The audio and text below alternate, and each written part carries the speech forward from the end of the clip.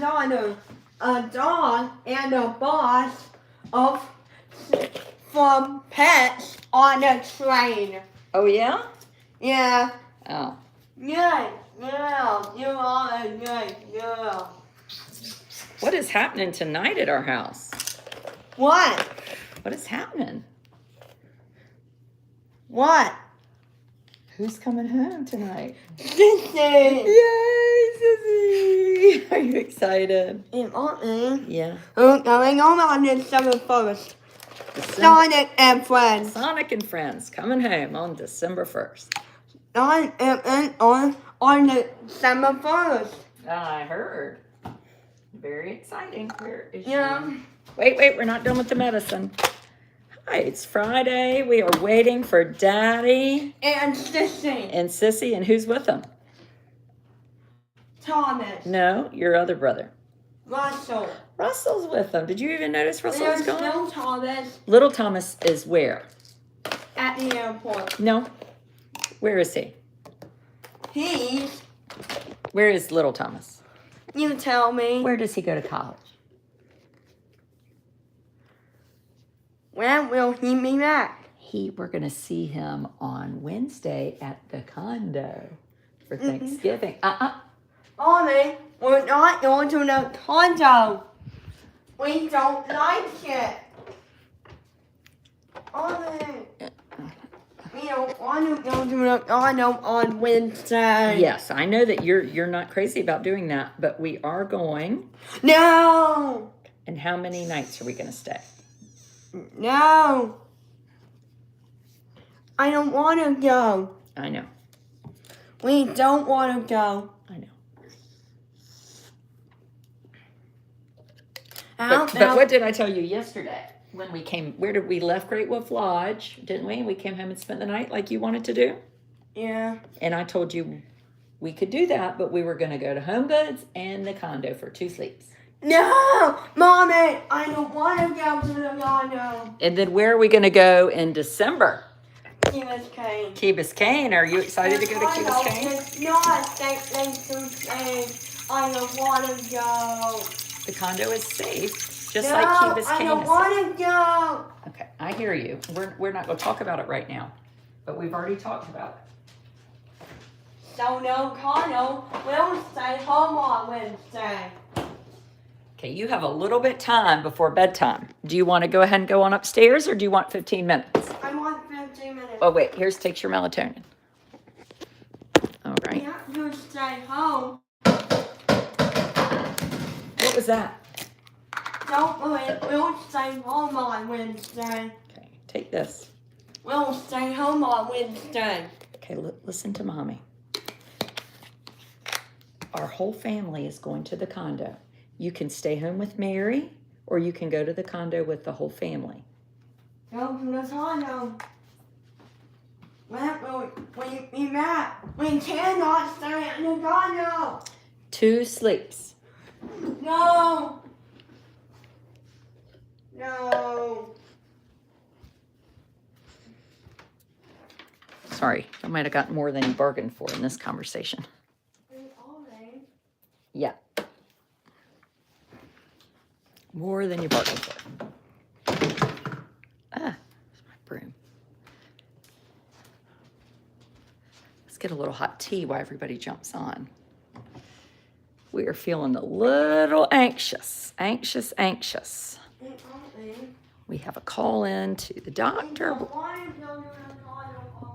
We're not sure why we're so anxious. But this kind of goes with my conversation, which is about autism and what causes it and how we can help it. And I think that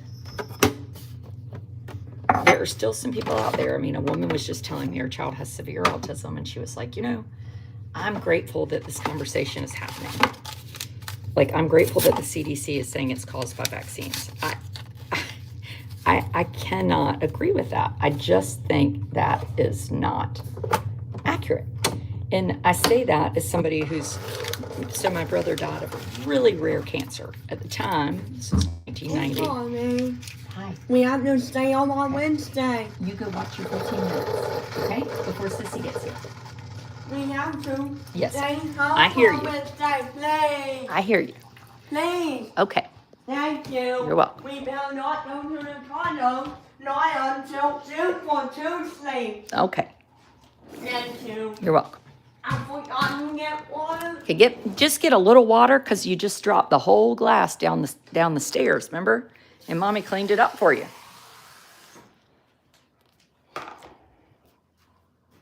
That's it. That's right. Don't get too much. Because when we like to drop, you know, a couple glasses a day on the floor. It's very clean in here. Actually. Good girl. Good girl. Good girl, Honor. Good girl. Do you think the lockdown? I don't know what is happening different in our life. I'm really not No, 100% sure. What? I closed it. Good job. Will Sissy have any luck convincing him? No. Will he drink out of a spill-proof cup? No. He's 12. He likes to get his own water in the cup he wants, which is usually the biggest cups we have, and he likes to fill them up to the tip top, and then we drop because, you know, we're human. Good. Good job. Cheers. Cheers me. No. Cheers. No. Cheers. So I have to just go along with it. And so this is a struggle. Is do you talking to him about something ahead of time, which is Child Development 101. You prep people, and I'm sweating. You prep people for what's going to happen, right? And that helps children know what to expect. With him, it causes anxiety. So, but I still feel like I have to talk about it. I don't always, like if I go away on vacation, or if I go away, generally I go away for work, not vacation, or for something with my other children, I never tell him I'm leaving because it ramps up his anxiety. But there's some things that I feel like are important. And we are not staying home for Thanksgiving. We are going to the beach to eat with family. And, you know, last night it was just he and I at Great Wolf Lodge. We came home, and if I had had 3 younger children, he would have had to have suffered because I couldn't have made 3 other children leave, you know? Where did you get that fantastic oil portrait? Is it a family member? I don't even know what one you're talking about. You are so calm. So people will tell you this. When you belong to a person with autism, you cannot not be calm. My friend Sarah's on here that knows this. So if you are going to lose your patience or get upset, they are going to escalate 190 degrees. So the best way, I need a shower. The best way to deal with it is to remain very calm, because your voice dictates the level of the conversation. So when you go high, they go higher. It is like, so it makes me look like I'm really amazing. I'm not. I have no choice. I mean, none. Zero, zippity, the dog, zilch. I have no choice.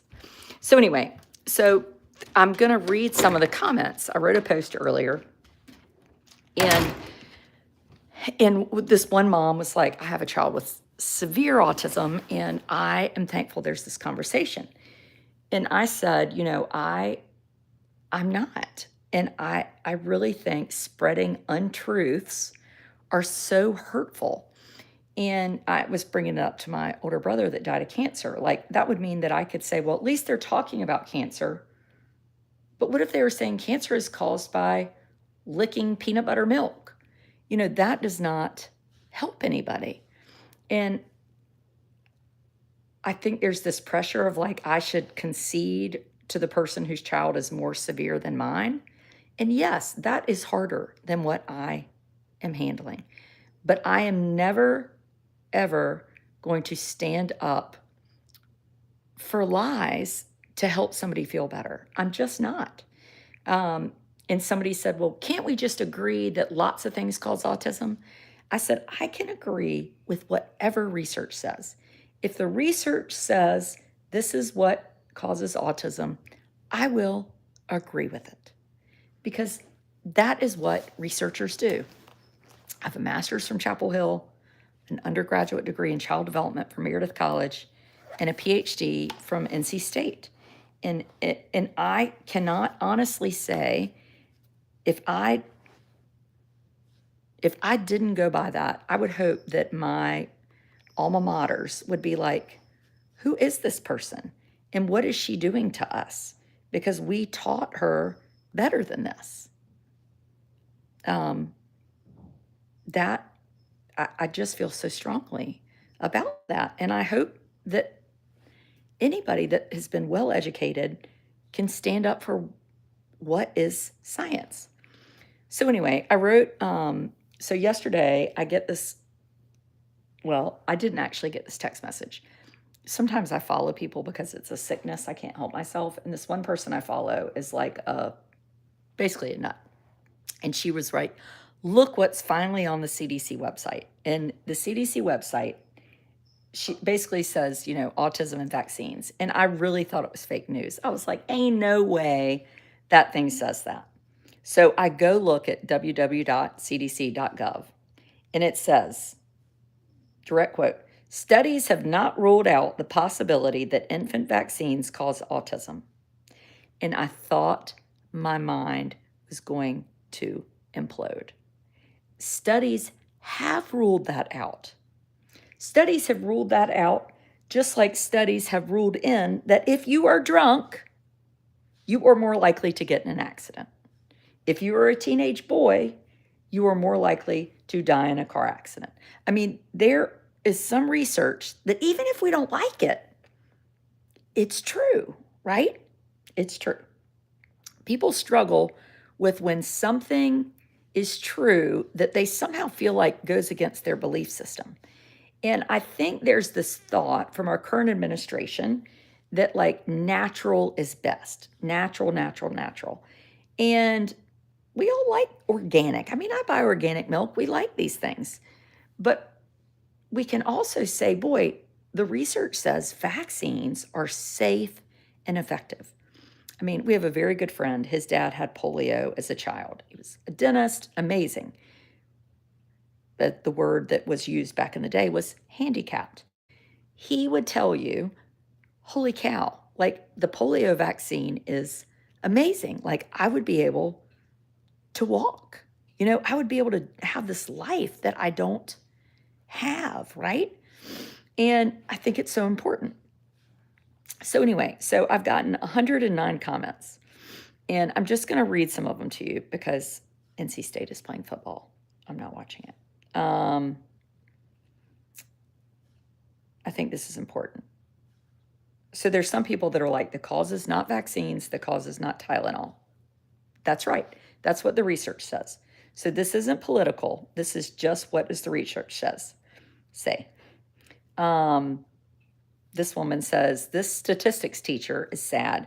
Correlation is not causation. I knew the day my son was born, he would not be consoled. I knew he was not like my older two. It's hard enough without misinformation.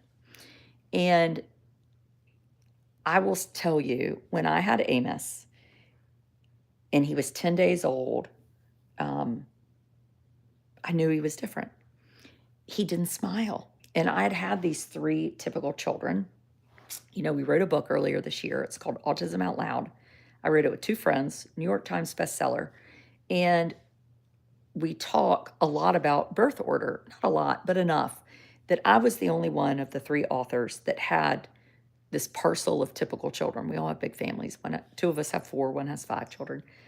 And I had this perspective that they didn't have, not to mention an education in child development that helped me learn and know.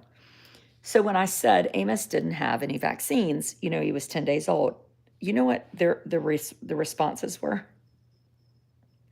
Strange. He didn't have a hepatitis B vaccine the day he was born.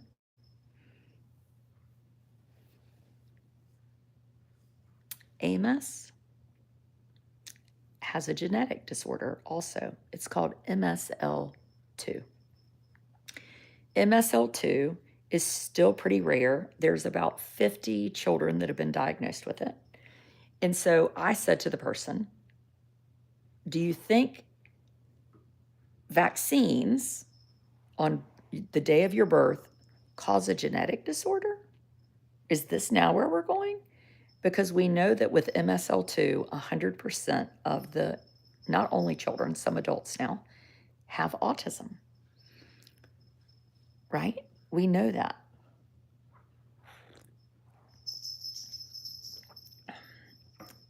And for me, you can bring up genetics, but most of the cases of autism have no known genetic disorder. So that is not true. That is not true. They know at minimum 30% of autism is genetic. Some feel as high as 70 to 80%, but that has not been proven by research. So I wouldn't share that data.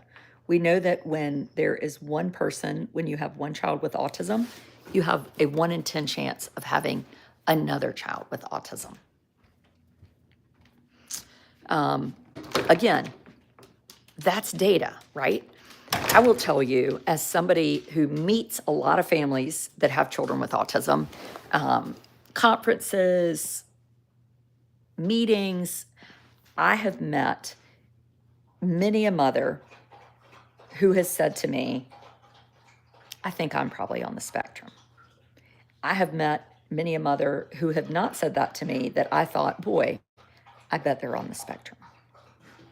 I think that's important. And if you're like my dad, who doesn't say this anymore, but he used to, well, why is there so much more autism, sorry, it's the dog, today than there was yesterday? Well, long ago, one, there was no real diagnosis tool. There was no genetic testing. I mean, Down syndrome is still not even that old. But you got to think about, if, let's say Amos was born in 1970, okay? So in 1970, Amos didn't have a legal right to go to school. So they might have thought Amos was mentally retarded. They might have said, well, Amos should go to an institution. I have a friend my age, her brother was born in 1970. He went at age 7 to live in an institution and lives sort of in that same realm today. Do you think autism is as common? So I think that the autism diagnosis, it's not even I think, the autism diagnosis was greatly, what's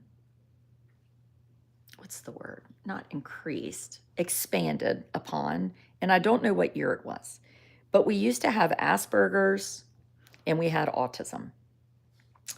Well, now there is no Asperger's, and I'm not sure. My gut is that that was a bad idea, but I don't know for sure why that happened.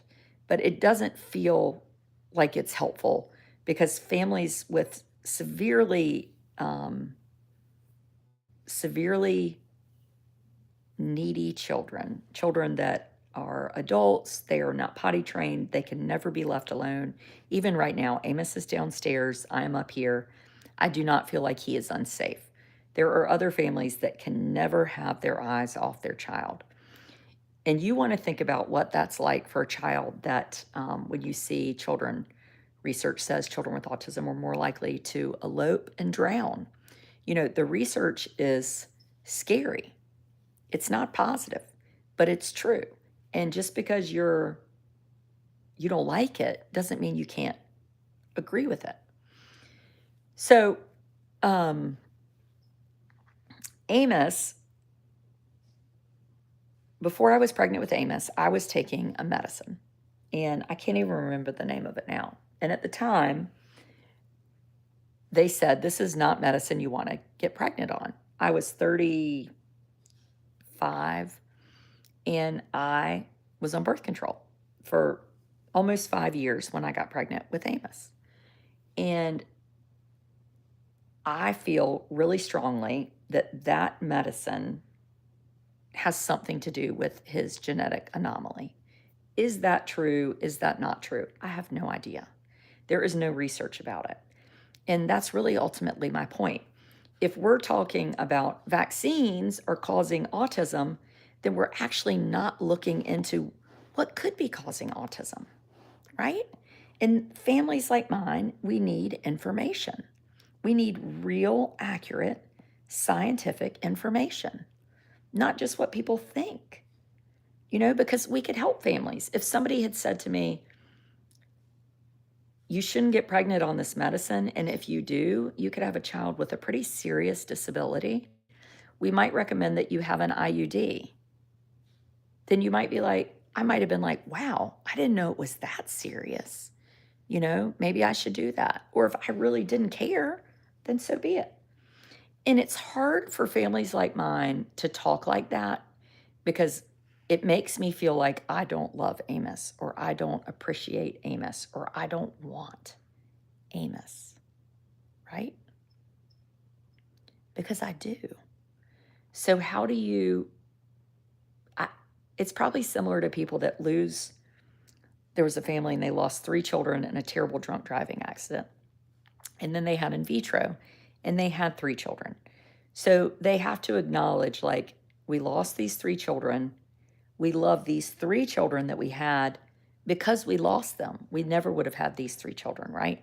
So you're trying to wrap your mind around those things.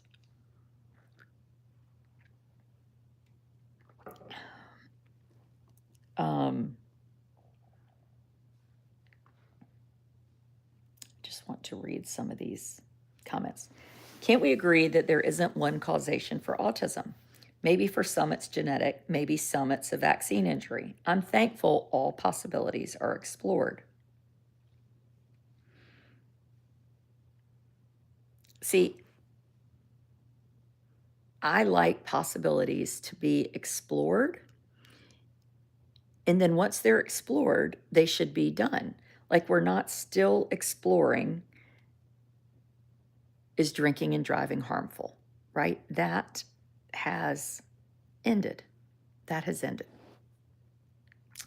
No, not pregnant on birth control, that the birth control, that research has been done too. I was taking a dangerous medicine.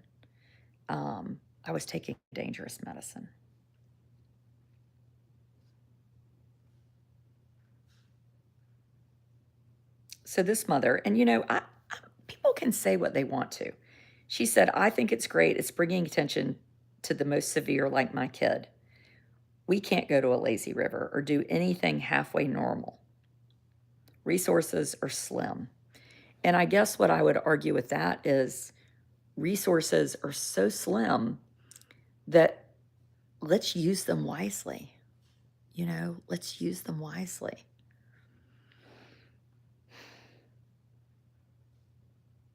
This woman says, I believe it's important that Kennedy is at least getting the HHS and CDC to actually do more investigating. I feel sure brushing it under the rug and saying there's no connection is not sufficient. I believe, now these words, I believe and I feel, those don't really have a place in science. I believe there must be many factors that are involved in the impacted, altered lives of each child and their families. They deserve to be heard and helped by their pediatricians and their government. I've been praying for answers for many, many years. Love and care to every family impacted by autism. So this woman, she thinks this is good.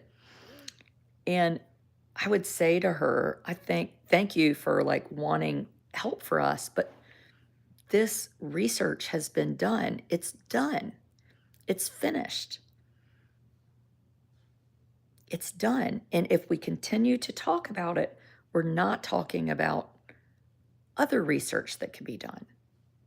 Because it's not that our families are against research. We're not like, and there are people that are like this. Do not mess with autism. We love autism. It's wonderful. Don't mess with us. I don't feel like that. I will tell you that autism, to me, is is not Amos's primary problem. Anxiety, as you witnessed if you were here for the beginning of the video, anxiety is a real problem. I would throw a piece of dynamite on anxiety if I could. It's really a problem. And we medicate, we do all sorts of things. What if the studies were compromised or bought and paid for? So Jennifer, it's interesting you say that. I think there's oftentimes this like big pharma is involved in things, and there's just not evidence that supports that. The initial autism vaccine study was done with like 40 children, and it was somebody in England that just wanted to make a name for themselves. So they sort of falsified this data. And since then, there have been studies of like, one study had 2 million children. There are studies on siblings that were vaccinated, siblings that weren't vaccinated, twins. Hundreds of thousands of children have been looked at that were not vaccinated and that were vaccinated. There is no statistical significantly different finding between those two. I don't know what a true double-blind saline study is.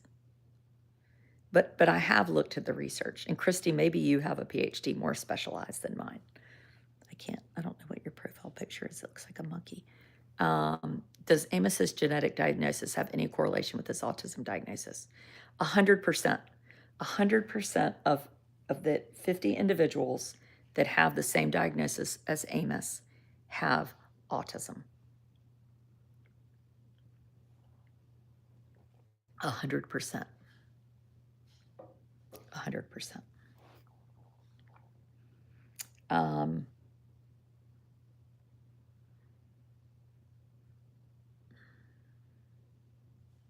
I'd like to think there's a chance of more than one causation for autism.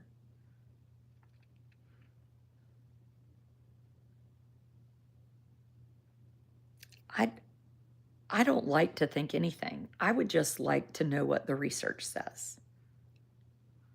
I would like to know what the research says. I think that's really, really important.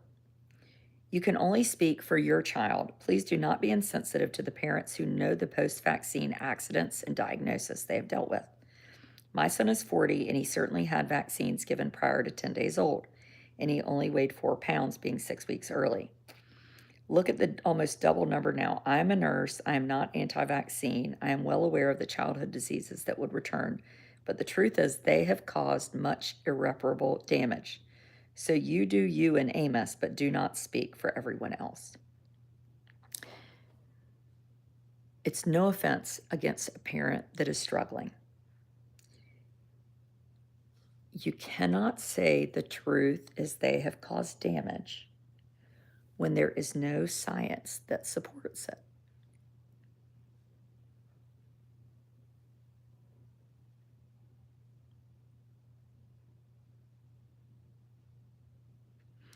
And, you know, it's hard to say that to a family who is dealing this.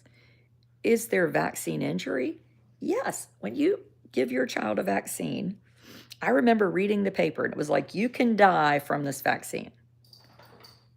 It says it on the paper. It says it. It says it.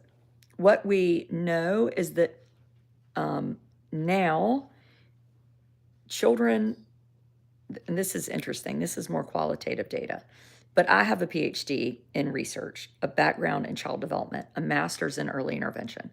So it makes sense that I might have noticed differences in development earlier than the average Joe who is a dentist, right? And my pediatrician who had a child with autism years ago, I said, when do you think, if you looked back in hindsight, that she said, you know, probably when he was about 7 months old. But I didn't really notice till he was about 18 months. And so the thought is, and this is why there's been a lot of research on it. If we're seeing this difference, what's happened? What is happening? What has happened?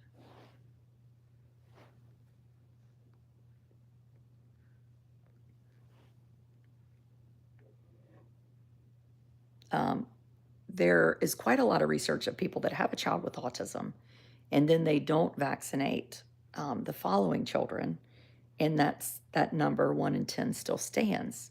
So that wouldn't make sense. You have twins; they've each gotten vaccines. One has autism, one does not.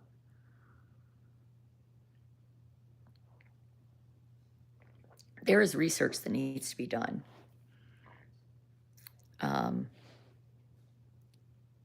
But this research has been done. Yeah, there was somebody pointed out the CDC, the new CDC said circumcision might cause autism. What? Do you remember that conversation? I'd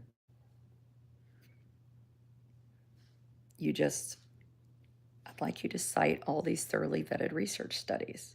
Why don't you want them to do more to see if they can find a correlation to explain the jump in numbers? I think the jump in numbers, again, most of us in our family have kind of the kooky uncle or the funny cousin or the person in our family, maybe he or she never got married, they're kind of have some OCD, maybe they've been successful. Have you ever been to the doctor who never meets your eyes? You know, all these things, could they be on the spectrum? Are people being diagnosed? Are people being diagnosed more now? Are people self-diagnosing? One thing we know about the data is, let's say, for instance, you have Down syndrome and you have autism. Your autism diagnosis is included in that number we're reporting on autism. Now, I would say in that case, Down syndrome is probably your primary diagnosis, right? I don't think most people would say, well, this person with Down syndrome was vaccinated and now they have autism. What are your thoughts on the epigenetic research, which shows some people may have certain epigenetics that make them more prone to factors, vaccines being one? I think that is a very worthwhile area to study, Kelsey.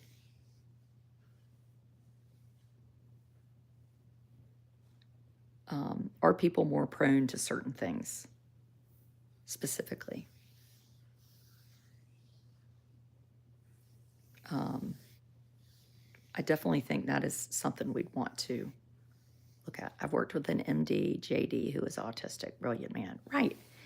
So the diagnosis code has gotten so much bigger. And people that were considered mentally retarded, maybe they were autistic instead. And now you have Asperger's. You're in the autism sphere.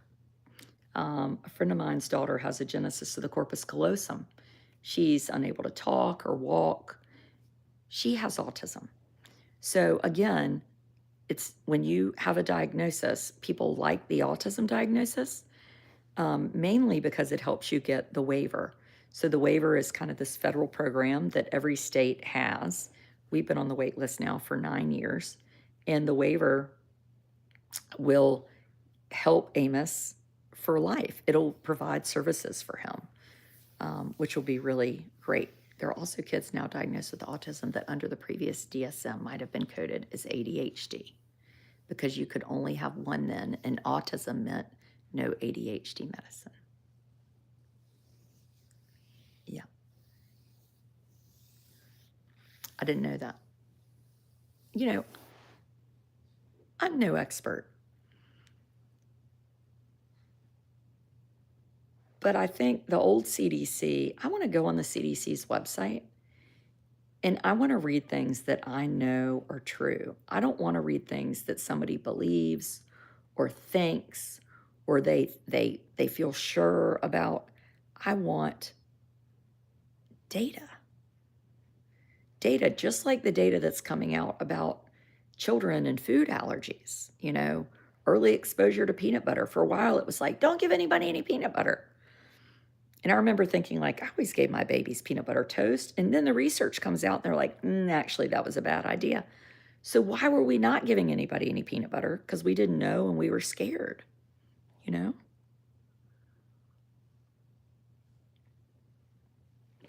A couple of my siblings were high-strung, hyperactive, impulsive, and slow. They were put in special education. Your mother drank during pregnancy. Well, we know drinking during pregnancy is a problem. Nobody is saying like now, well, we don't really know. You know, I drank. My kids are smart. You know, we know that. And it's good to know things so we can move on to the next thing, right? Think of weight loss and what's happening with weight loss. Like for years, people did Weight Watchers and I've done every freaking diet under the sun. I have always felt like I am fat because I have no self-control. I want to eat French fries. I'm hungry. I eat all the time. I just always felt like it is my fault. And then this new class of drugs come out, and it's like, you know what? We're going to target something in your brain that tells your stomach you're full. My brain has never released that chemical. I have always felt hungry. My whole life, when I was a skinny 8-year-old, I would be embarrassed to go spend the night at somebody's house because I needed 2 Happy Meals. So now for 14 months, I've been on Zepbound. I've lost 50 pounds. I weigh 130. I was 185 or something. And I'm eating normally. I'm able to exercise. I'm able to make good food choices. I quit smoking a few years ago. It's been easier to not smoke. I don't really drink a lot of alcohol. My knees don't hurt. You know, I was starting to see this like future of diabetes and blood pressure and all these things. And now like the research says, wow, this is really something. And I'm so thankful. I'm so thankful that somebody was willing to say, it's not just about willpower. It's like if we went back and said, nope, it's willpower. You lazy ass, you need to quit eating.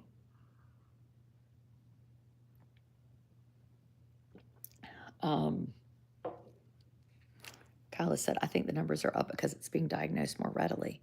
Yeah, and I will tell you, Amos is 12. We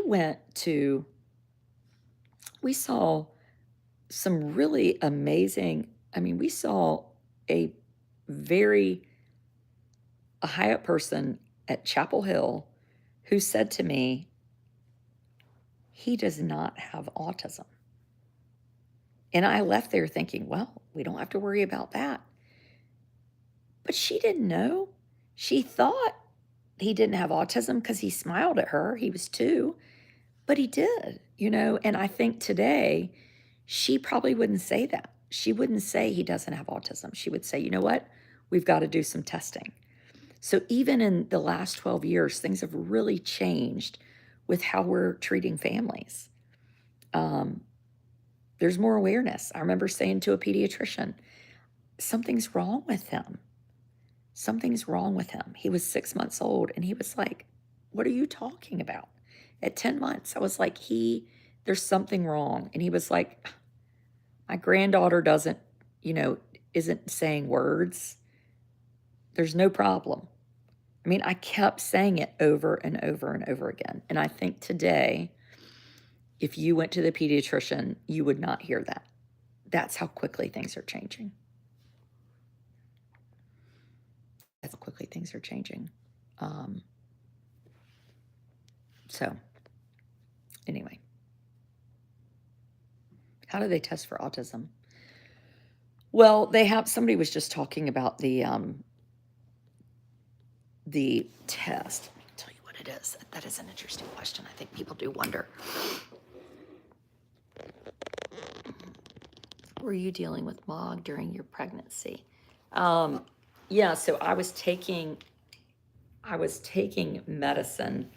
I had an autoimmune disorder, but at the time there was no blood test for it. So it just was an unnamed disease.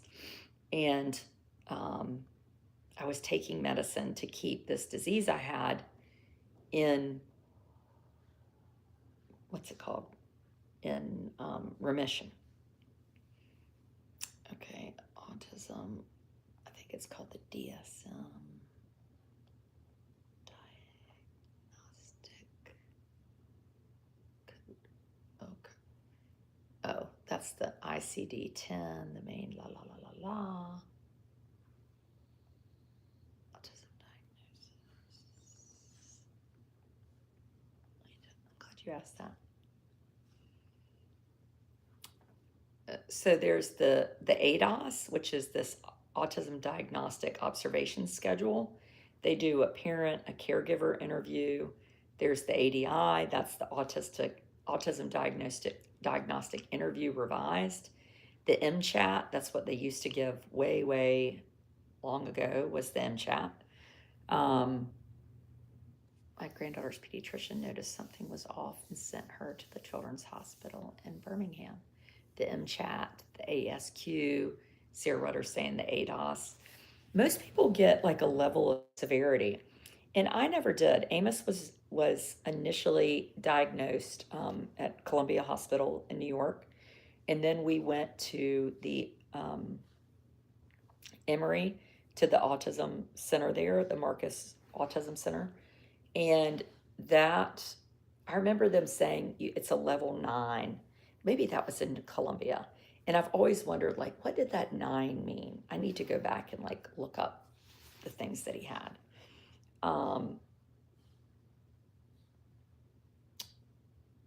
Yeah, the MChat is kind of this questionnaire that parents fill out when they go to the pediatrician's office. There's a social attention communication surveillance called the SACSR. There's a social challenges screening questionnaire. There's the autism spectrum quotient test. It's called an AQ test. That is for people, it's self-administered for people that are over the age of 16. So you hear people self-diagnosing, I would guess that that's probably what they're taking, you know. The MChat is not and has never been a diagnostic tool, but it is a screener. Yes, the MChat is a screener. But no, all these things together, I think, you have to fill out. I mean, we had to fill out so many forms. Teachers, parents, though with Amos, Amos has a couple things that are, he's never had any flapping. You'll see a lot of hand flapping, but you'll also know children that hand flap that don't have autism, right? Stimming has not been something that he would do. Though somebody said today, when he has you repeat things, is that stimming? It's like, oh, maybe it is, and I just haven't known that, you know?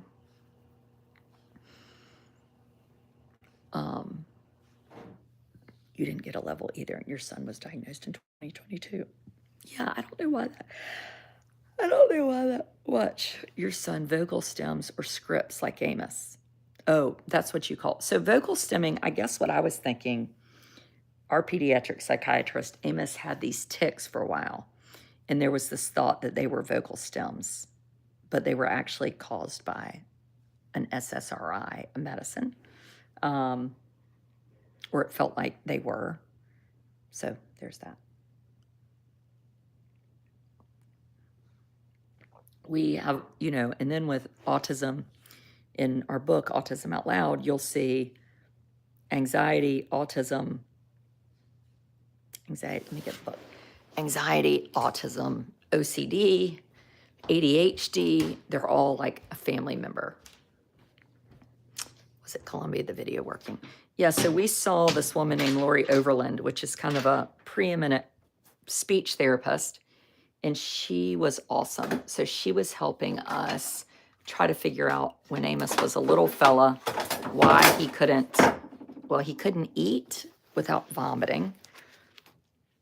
Autism Out Loud. He couldn't eat without vomiting. Like, he would eat 3 or 4 Cheerios, and then he had a palate repair. So he had some things at birth. He had a sacral dimple. He had widely spaced nipples, low set ears, hypospadias. His left eye turned out. Things we noticed right away, but didn't occur to me that he had a disability. They were all kind of things that weren't alarming on their own, but as a group, maybe they were indicative of something.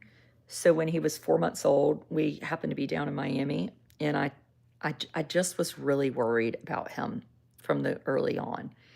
And I took him to a developmental pediatrician down there, and he said, you know, let's do some genetic testing. And so they did kind of the basic genetic testing, and nothing came back. And so I didn't know enough about genetic testing at the time to know that there were all sorts of types, and sorry, a cat fight. And years later, we did whole exome sequencing. We actually did it twice, and nothing came up. And then a few years later, we got an email and it said, hey, a physician in Canada has identified this variance that they saw in Amos in a fairly a cluster of children. It was about 50 at the time.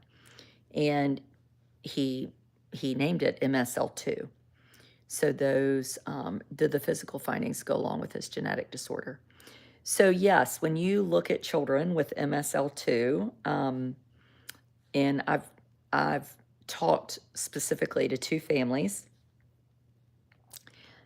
our children look alike. I mean, they do have a look to them, which is kind of special to me, strangely enough. And maybe if you have a child with Down syndrome, you feel like that. But I've never gotten to meet one of these families in person, but I would really like to. Does he not need his glasses? So Amos wore glasses. We need to go back and see the eye doctor tonight. And he did not need them anymore. He was wearing them for an astigmatism, and the astigmatism had gotten better. And so the thought was, let's take a break from the glasses. But we're due for another checkup. We lost 2 pediatric ophthalmologists. They moved away. And I also hate going to the pediatric ophthalmologist because I have yet to find one that is a pleasant appointment. You go in rooms and you're not supposed to touch anything. And you're in a room where, why are you in the room with machinery that you can't touch? And then nobody is ever even going to use on you. It's like putting us in like a fine china gift shop to wait, even though nobody's doing anything with the fine china. I'm like, why did we have to sit in that room? You didn't even use any of the equipment. Oh my God. Yeah, it's like a form of torture. Oh, now I love our dentist. We see it. I tell you the best way to find a doctor. Our dentist is amazing. Our orthodontist has a brother with special needs, which is great. Great. Do you think Amos, the stuff he watches gets him stirred up? He mainly watches YouTube videos on like shapes and letters. So I don't generally think that gets him stirred up. We had a fire a couple weeks ago. My YouTube members, Facebook subscribers, we do daily coffee chats. They know about this. I do think that was a problem. I think I've been gone a lot with our other 3 children. I've had work things I've had to leave. I think that causes anxiety. I think Amos feels safest when he is at home with me here. And that can't happen all the time. I work. I have 3 older children that have parents' weekends and college visits and graduations and all sorts of things that, I have to participate in and want to participate in. So I think his anxiety has ratcheted up. He's growing a lot all the time. And I think we need to have another appointment.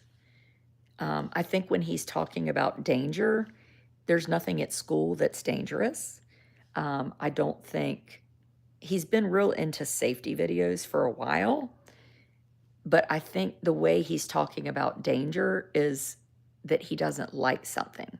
So the way you and I would define danger is not the way that he's using that word, So there's that.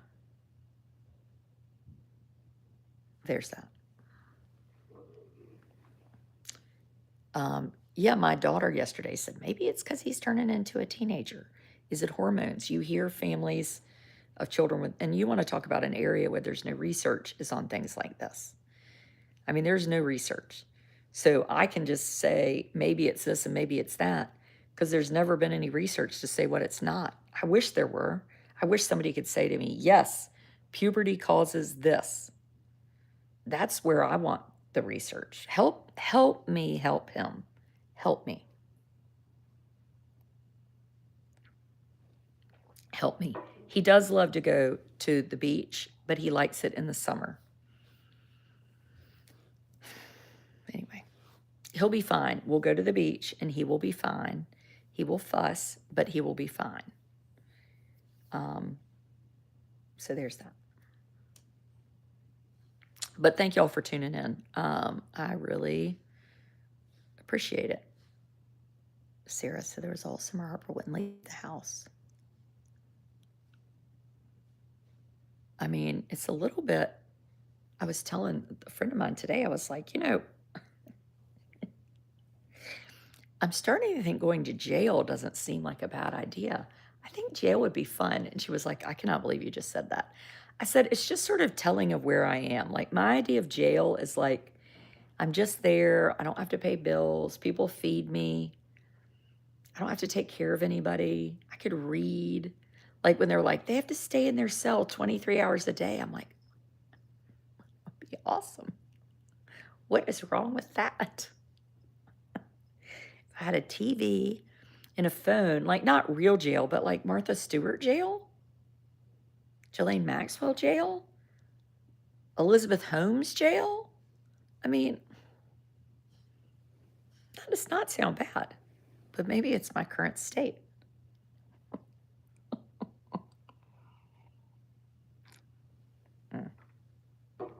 Anyway, members, people, I'm going to see you in just a minute. We're going to have a quick member subscriber chat and talk about, I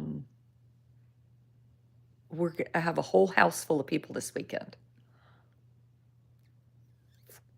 3 teenagers. And I haven't gone to the grocery store.